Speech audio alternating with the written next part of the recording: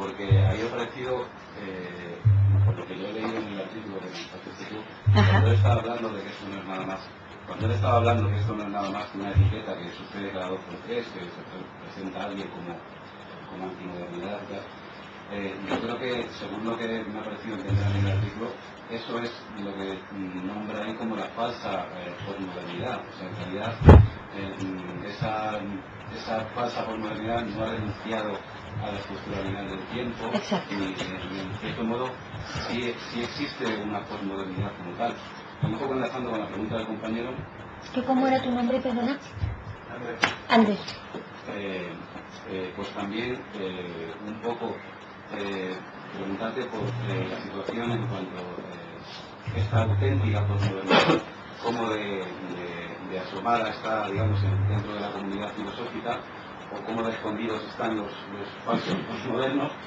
Y ya otra cosa más para decirte a todos nosotros, a mí se me plantea, después de todo lo que estamos hablando en este seminario, claro, mi visión como estudiante que está empezando con la filosofía, parece como si me estuvieras contando que todo el material disponible que yo tengo sobre toda la historia metafísica es como para desecharlo y como para empezar con enfoques nuevos, que casi me da vértigo empezarlos yo, ¿no? Si toda la tradición que viene por delante de mí no ha sido capaz de mirar por esos recovecos, por esos posibles no dados en el pasado, me da un poco de vértigo, ¿no? Encontrar todo eso, simplemente cómo está ese trabajo de eso, si realmente ya hay interpretaciones nuevas y diferentes o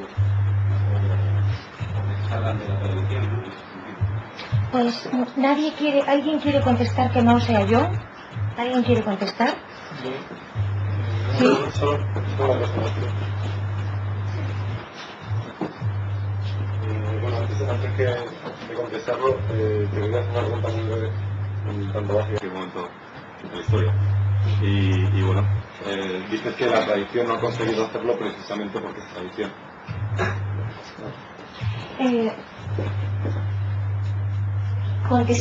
Intentando contestar a esas preguntas al mismo tiempo. Por un lado, la única prueba posible de lo que la posmetafísica y poshistoria, a la cual interesa menos llamarse posmodernidad, o sea, le interesa mucho más a los modernos. Le interesa mucho menos llamarse posmodernidad porque eso la imbrincaría inmediatamente en una periodización de la historia que ya sería además la historia sucesiva del progreso. ¿Por qué digo eso? Porque desde este punto de vista el primer moderno es Sócrates. Ni siquiera el primer moderno es Eurípides.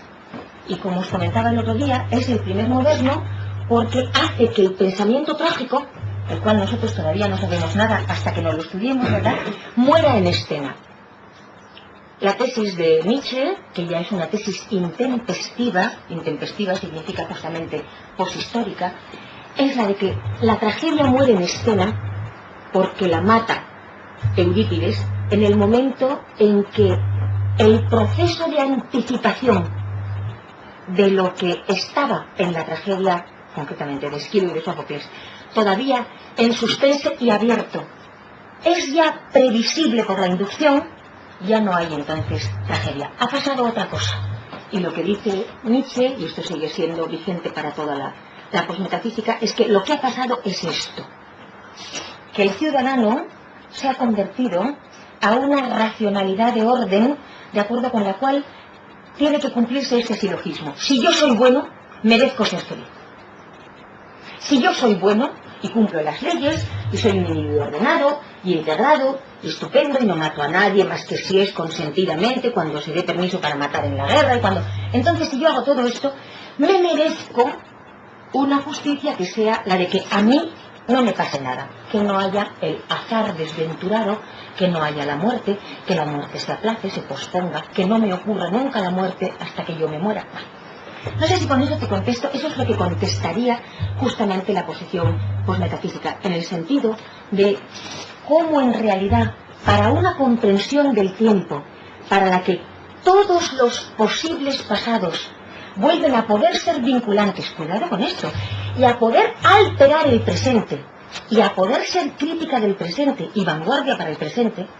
Fíjate, por ejemplo, Walter Benjamin, en la tradición, en este caso posmarxiana, porque lo más interesante de la posmetafísica es que rompe las divisiones anteriores. Uno de los elementos interesantes es que rompe las divisiones anteriores de la derecha y de la izquierda, ¿verdad? En el sentido que os insinuaba al principio de nuestra sesión, de cómo Marx y el marxianismo parece mucho más vinculado a la economía política de Hegel y por lo tanto al capital, de lo que lo hubieran podido pensar nunca antes, o lo piensen ahora las socialdemocracias y los movimientos políticos que se vinculan todavía al marxismo. Bien, digo, en el momento en que el post-marxismo, la post-analítica, el post-psicoanálisis, la post-fenomenología, etc., hacen coiné en la hermenéutica, esto ya desbarata también la posibilidad de una utilización de la filosofía por parte de las ideologías.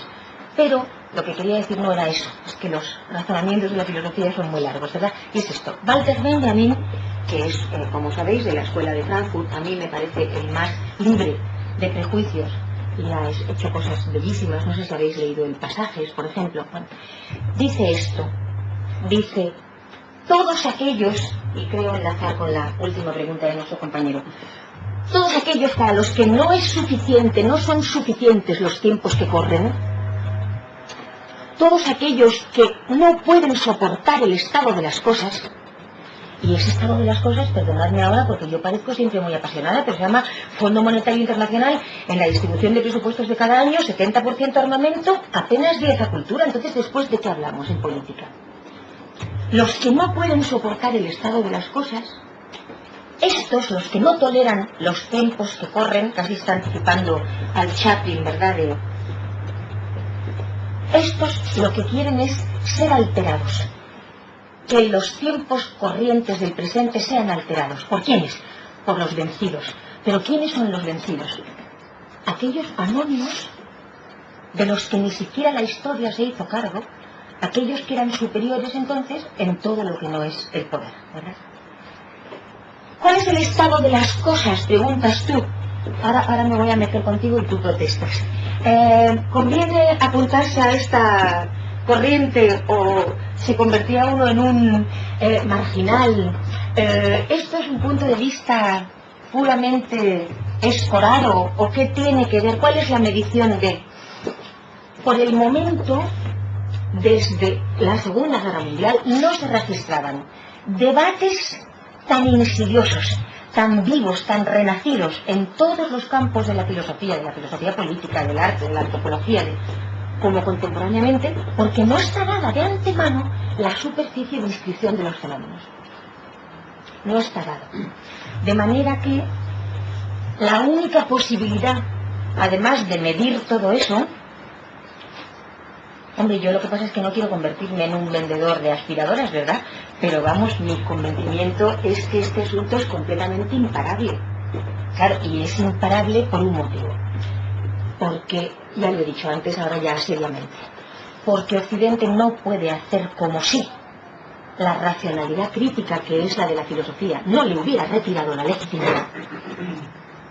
Si vosotros leéis, por ejemplo, La condición postmoderna de Jean-François Lyotard, que es un texto de hace nada, ¿verdad?, los años 80.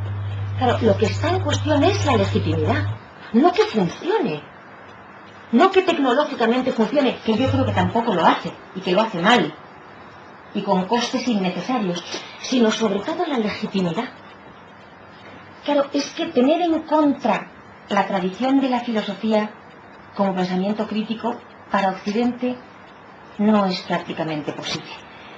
¿De qué manera se muestra el vigor y la enfermedad constante